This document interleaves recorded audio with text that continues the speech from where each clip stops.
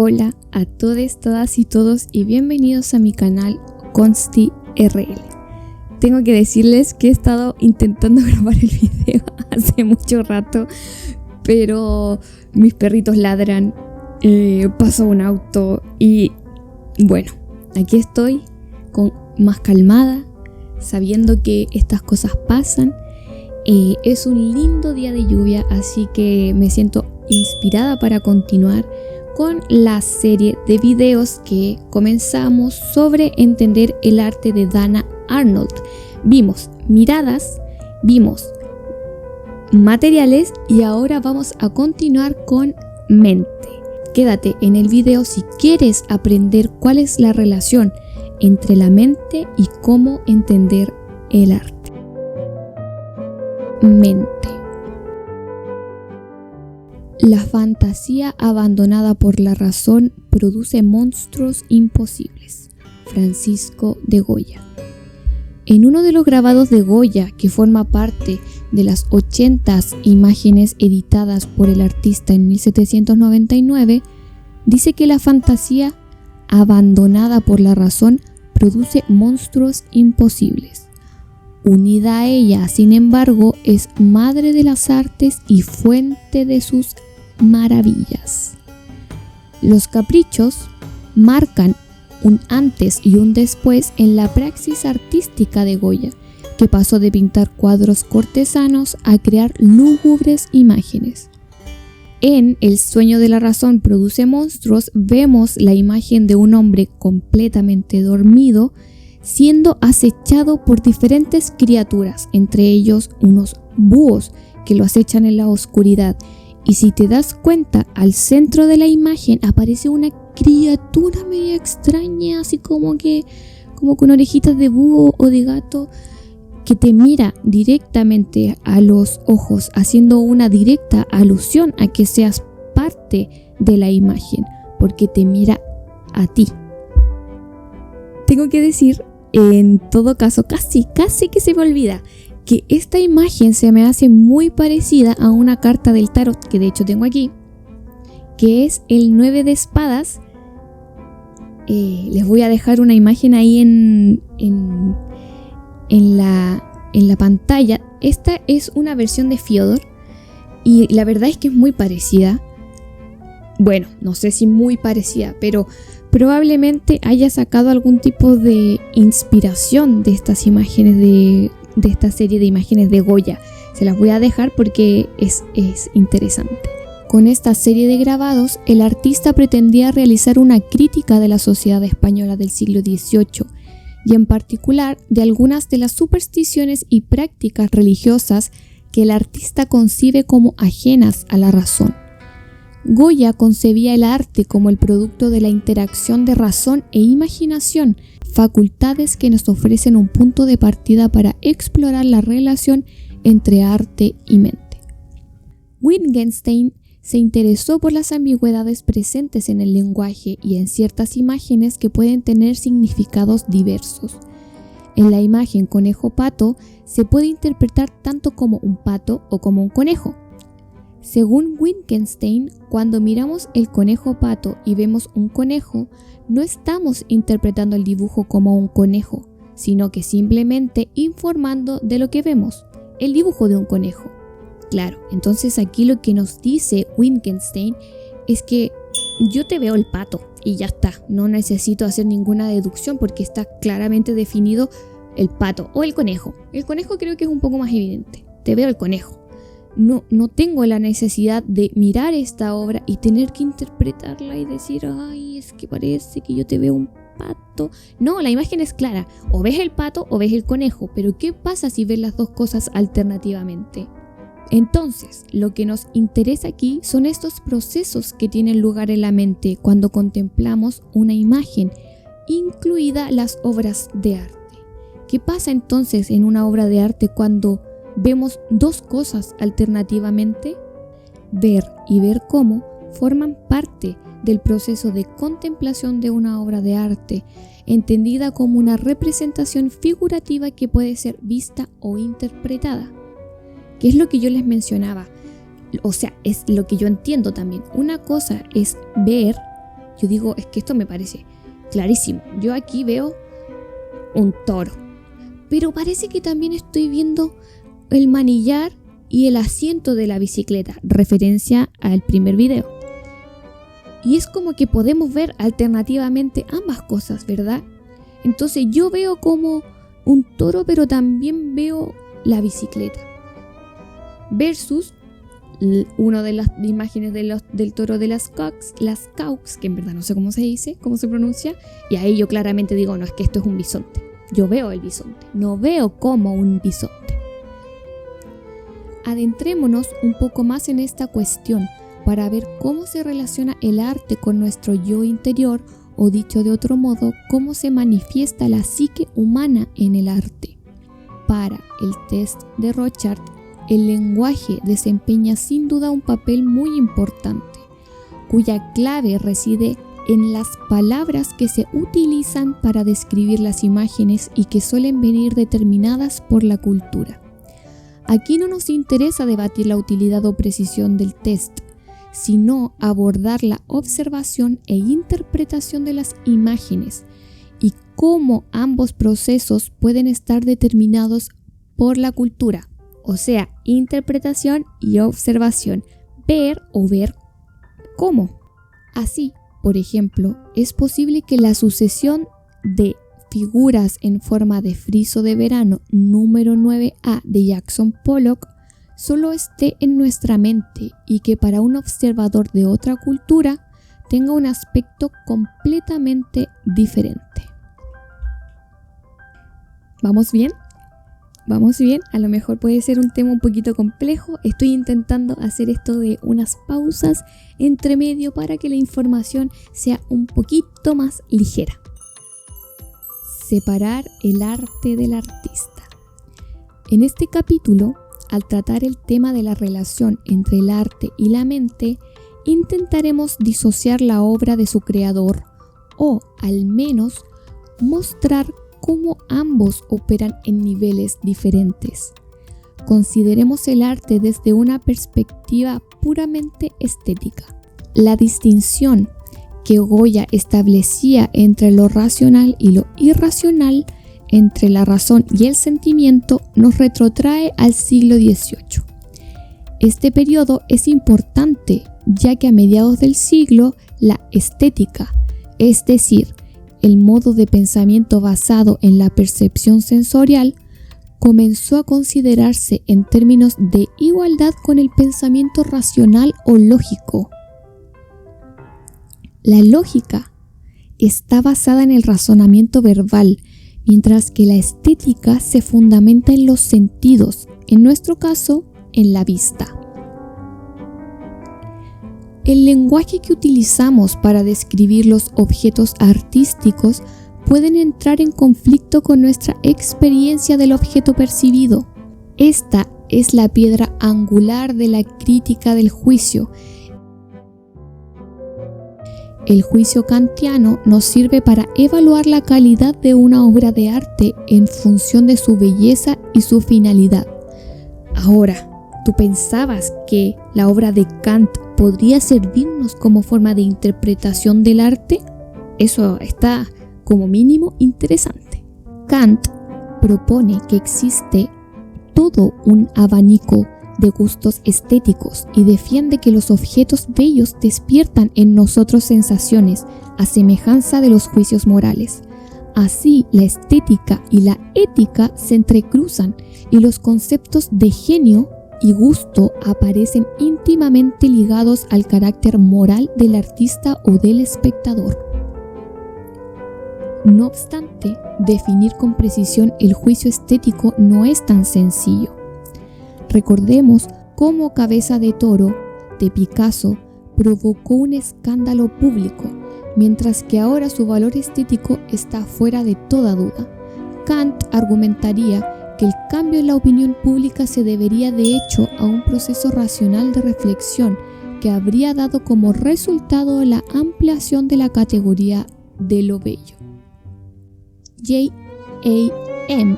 Whistler es un artista estadounidense que es firme creyente en la supremacía de lo estético. promovió el concepto del arte por el arte. Whistler percibía paralelismos entre la pintura y la música y dio a sus cuadros unos títulos que enfatizan la primacía de la armonía tonal, ya fuera de tipo auditivo o visual.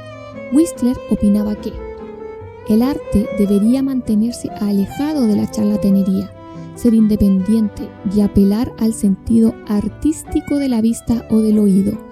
Nada de esto tiene que ver con el arte, pero insisto en definir mis obras como arreglos o armonías. Estas ideas de Whistler pueden apreciarse en su obra Nocturno en negro y oro, Cohete cayendo, un cuadro que despertó la ira del público y que llevó a John Ruskin, crítico de arte de la época, a afirmar que, por el bien del propio señor Whistler y para proteger al comprador, Coates Lindsay, fundador de la Grosvenor Gallery, donde se había expuesto el cuadro, no debería haber admitido en su galería obras en que la maleducada arrogancia del artista raya en una deliberada impostura. En mi vida he visto y oído muchas desfachateces de niño mimado, pero no esperaba ver a un petimetre pedir 200 guineas por arrojar un bote de pintura a la cara del público. Un petimetre. El enfado de Whistler fue tal que llevó a Ruskin a los tribunales en 1877.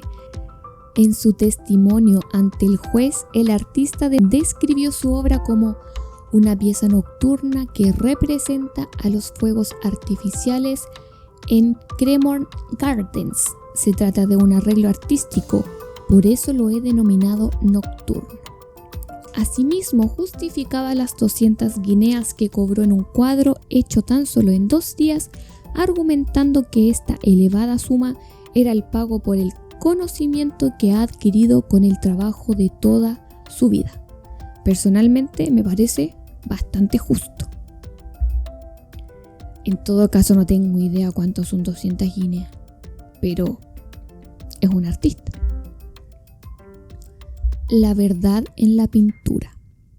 La filosofía estética vuelve a hacer discusión en el siglo XX con los textos de Jacques Derrida. En su libro La verdad en la pintura, Derrida se pregunta si los objetos estéticos podrían considerarse autónomos, poseedores de un código propio que nos ofrecería una nueva vía de pensamiento sobre el arte como portador de significado. A mi parecer es una idea muy interesante para determinar si somos creyentes o no de que la obra se debe separar del artista, que creo que contemporáneamente es una discusión que se ha dado respecto a varias personas. Derrida plantea que está el exterior y el interior de una obra de arte. El exterior incluiría el marco de un cuadro o la firma que el artista estampa. También incluye los museos, los archivos y el arte como mercancía de compra-venta en el libre mercado. Para Derrida, todo esto repercute sobre el interior de la obra, es decir, sobre su naturaleza o estética fundamental, ese código propio que debería tener la obra, que se vería modificada por estos factores. Así Derrida considera que el interior y el exterior se fusionan. Entendemos entonces que todo lo que tenga que ver con el exterior de una obra de arte influiría en el interior de la obra de arte, que tendría un código o un significado propio. Eso me hace pensar, por ejemplo, entonces en lo importante que podría ser la praxis del artista y su historia personal a la hora de crear su obra, a la hora de la producción artística. Me imagino yo que todo ese exterior también implicaría todo lo que ha hecho el artista en la obra y que influye en ella. Cuando hablábamos de Jackson Pollock, analizábamos cómo todos estos movimientos inconscientes generaban la obra. Bueno, tendría que ir por ahí también, me imagino yo, o estaré completamente equivocada. Podemos observar a lo que apunta Derrida en las obras de los jóvenes artistas británicos, presentados en una exposición titulada Sensation, que organizó la Royal Academy of Arts de Londres en 1995. Algunas de las obras ya habían alcanzado mala fama e incluían el tiburón suspendido en formaldehído de Damien Hirst, titulado La imposibilidad física de la muerte en la mente de alguien vivo, la tienda de campaña de Tracey Emin, titulada Todos aquellos con quienes he dormido, así como las obras de Jake y Dinos Chapman y de Sarah Lucas de contenido sexual explícito. La Royal Academy se vio incluso obligada a advertir a los padres visitantes que, en la exposición Sensation se exhibirán obras que algunas personas pueden considerar de mal gusto. Igual entretenido que una propia galería diga, oye, estoy exponiendo algo de mal gusto, así que tengan cuidado al venir. Igual está raro eso. Se insta a los padres a ejercer su criterio antes de visitarla con sus hijos. El acceso a una de las galerías permanecerá cerrado para los menores de 18 años. La exposición fue todo un éxito de recaudación. La clase media británica se agolpaba a sus puertas para contemplar aquel escándalo con sus propios ojos, aumentando el valor monetario de las obras. El interior y el exterior de las obras se fusionaron entre sí, ya que resultaba difícil determinar dónde residían las fronteras del arte en esta provocativa melee. El argumento de Derrida es que lo estético es un campo de estudio legítimo, basado en la sensación, no en la razón. Cuando Paul Cézanne dijo aquello de «no es más que un ojo, pero ¿qué ojo?», refiriéndose a Claude Monet, luz y guía del grupo de artistas conocido como impresionistas, que tomaron su nombre debido a uno de sus cuadros Impresión Sol Naciente. La obra de Monet nos ayuda a entender la conexión entre el artista y la mente. En el video anterior vimos que Vermeer preparaba diariamente las pinturas que iba a utilizar, lo que le llevaba largas horas de trabajo confinado en su estudio, lo que influía en el modo de producción de sus obras. Los impresionistas, por el contrario, apostaron por la pintura al aire libre. La producción de pintura industrial envasada en tubos permite pintar en exteriores. La plasmación de la vida cotidiana obligaba al artista a trabajar con rápidas pinceladas para sacar el máximo partido de la viscosidad de la pintura. Así, en la estación de Saint-Lazare,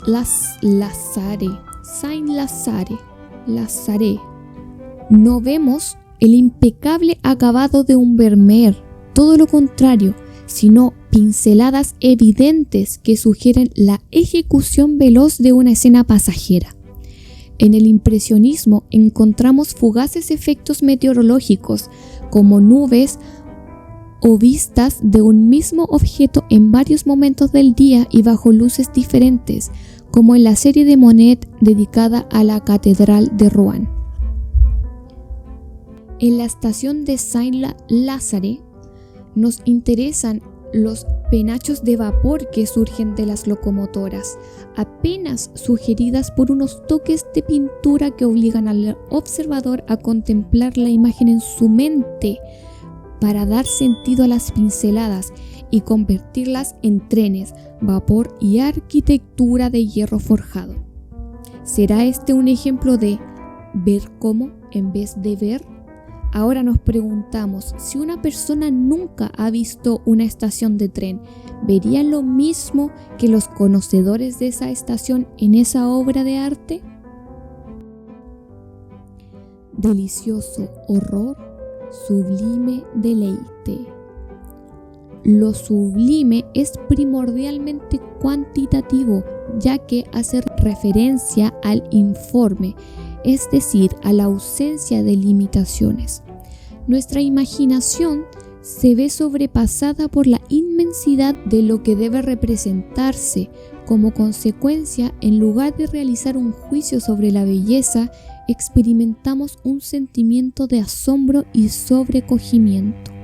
El concepto de sublimidad nos ayuda a entender el impacto que en su momento causó Tormenta de Nieve, Aníbal y su ejército cruzando los Alpes, de, no sé cómo se pronuncia, J.M.W. Turner, exhibida en 1812.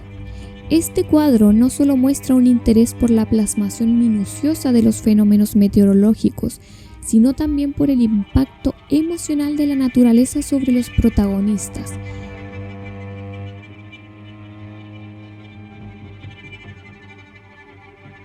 Este cuadro deleita la imaginación por la impresionante intervención de unos cuantos temas sobre la naturaleza material, sublimes y poco frecuentes, y por el terror que causa la plasmación de los efectos de la maldad moral. En definitiva, una mano magistral combina los elementos morales y físicos en un potente unísono para despertar sentimientos de majestuosidad y terror reverencial. Psicoanálisis. El artista estadounidense Edward Hopper afirma que el gran arte es la expresión hacia el exterior de la vida interior del artista, y esta vida interior dará como resultado su visión personal del mundo. El psicoanálisis nos permite pensar en significados del arte que corren paralelos a los que el artista pretendía transmitir en el momento de creación de su obra, como les mencionaba en el caso de Jackson Pollock. Y bueno, y no Jackson Pollock, me imagino que todas las obras tienen un poco de inconsciente en ellas. Quizá en la elección de colores, en la elección del tema mismo, en la forma de pintarlo, entre otras. Incluso me atrevería a decir en la música que está escuchando el artista en ese momento para la creación artística, para la producción artística. El psicoanálisis nos permite pensar en significados del arte que corren paralelos a los que el artista pretendía transmitir en el momento de creación de la obra. Por tanto, esta disciplina es importante como método para separar el arte de su creador y evaluar nuestras reacciones a la obra. Asimismo, podemos recurrir a su método para investigar los procesos internos del inconsciente del artista a través de su praxis. O sea, está clarísimo. Entendemos también al psicoanálisis como un argumento válido para separar la obra del artista y decir, oye, espera, es que probablemente hay más en esa obra de lo que el artista intentó plasmar. ¿Qué pasa con los colores que eligió? ¿Por qué los eligió? ¿Por qué eligió este tema? ¿Qué pasa aquí? Metamorfosis. Para seguir analizando la relación entre el arte y el psicoanálisis, vamos a centrarnos en la obra del artista surrealista Salvador Dalí, en su cuadro La Metamorfosis de Narciso. Los surrealistas se interesan en la complejidad de la mente humana y en la representación del subconsciente. Anteriormente aludimos a la obra de Apolo y Dafne de Bernini. Aquí se nos vuelve a invitar a ser testigos de cómo la carne se convierte en madera, aunque en aquel caso la escultura estuviera hecha de piedra. A diferentes niveles, estos dos elementos se combinan e incorporan el proceso de ver cómo. Dalí interpreta al joven bello Narciso que solo se amaba a sí mismo y cuya vanidad y obsesión con su propia belleza rompía corazones de quienes se enamoraban de él. Como castigo, los dioses hicieron que se enamorase de sí mismo al contemplar su propio reflejo en un charco. Al descubrir que no podía abrazar al objeto de su deseo, Narciso murió de frustración. Los dioses, con cierto remordimiento, lo inmortalizaron en la flor del narciso. Dalí escogió como tema el momento preciso en que tiene lugar la metamorfosis. Vemos la imagen de Narciso transformada súbitamente en una mano que surge de su propio reflejo. La mano sostiene un huevo o un bulbo del que nacerá un nuevo Narciso. Al fondo, Dalí nos muestra a un Narciso antes de su transformación. subido a un pedestal, contemplándose a sí mismo como admiración. En el cuadro las cosas parecen lo que son, pero no son lo que parecen. Así, por ejemplo, la mano es también el cuerpo de Narciso, por lo que su carne también es de piedra. Los diversos elementos pueden ser racionalizados, pero al mismo tiempo desafían la razón. Si observamos la imagen a nivel visual, Narciso se convertirá en piedra en nuestra mente, aunque la imagen permanezca inalterada. Y esto lo entiendo porque siento que la imagen tiene como una especie de temporalidad, ¿verdad? Primero vemos al Narciso mirándose en el reflejo y luego al Narciso, a esta mano con el Narciso. Como que pienso que tiene esta temporalidad y podemos ver ambas cosas alternativamente y nuestra mente puede darle esa temporalidad en que la carne de Narciso se hace piedra con este huevito en la mano, que es muy bonito. Un poquito de agüita. La luz ha cambiado porque el tiempo pasa mientras estoy grabando esto, así que me vi obligada a prender la luz. Espero que no les moleste. Continuamos. Extrañamente familiar. Casa, una obra de la escultora Rachel Whitehead.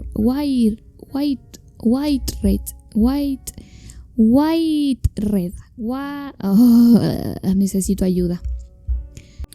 Que consiste en un vaciado en hormigón de una casa victoriana pareada de la zona este de Londres, más concretamente la número 193 de Grove Road, una calle donde las autoridades ordenaron demoler todas las viviendas.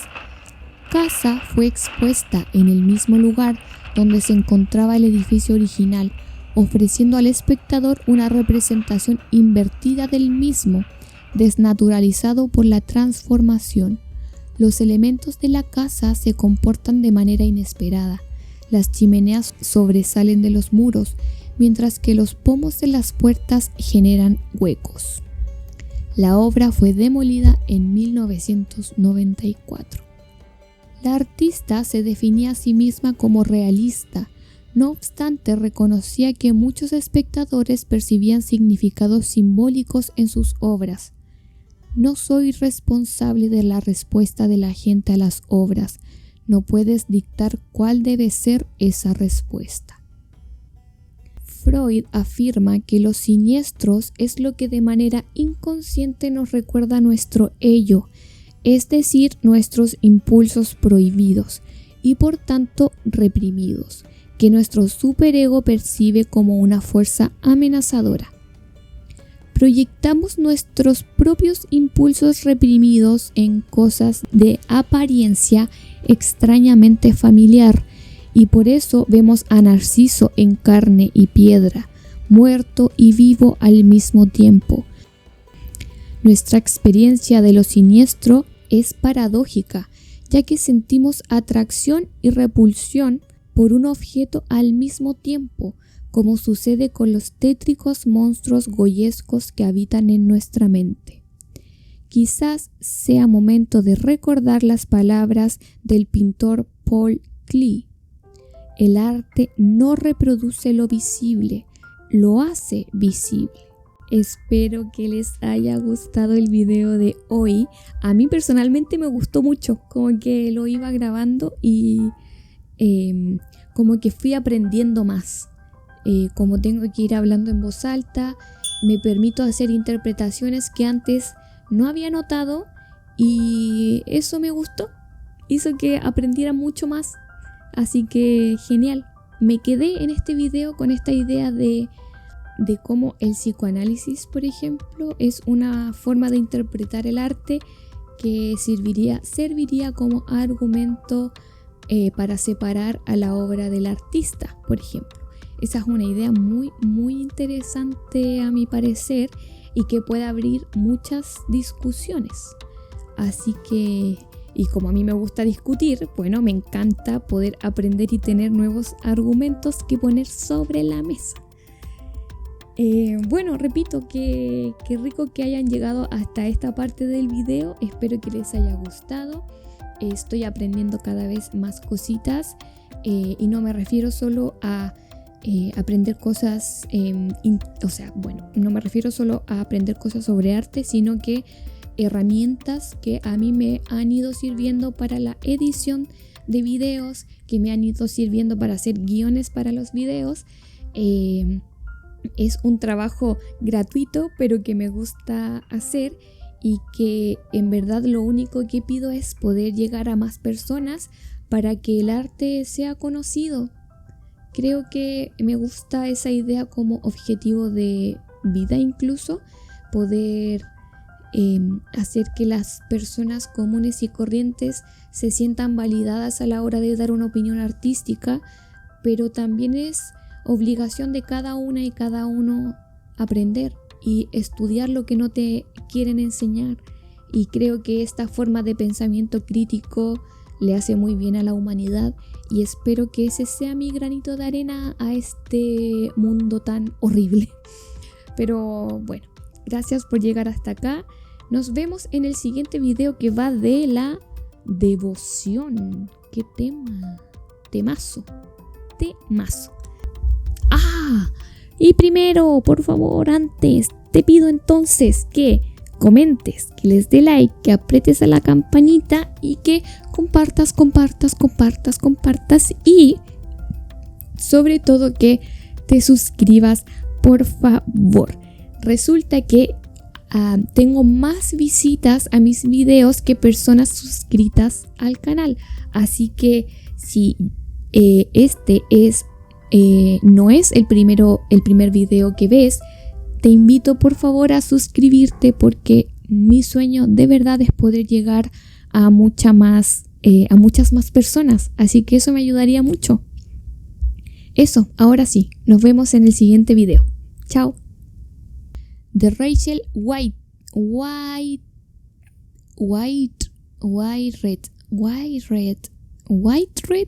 no sé cómo se dice.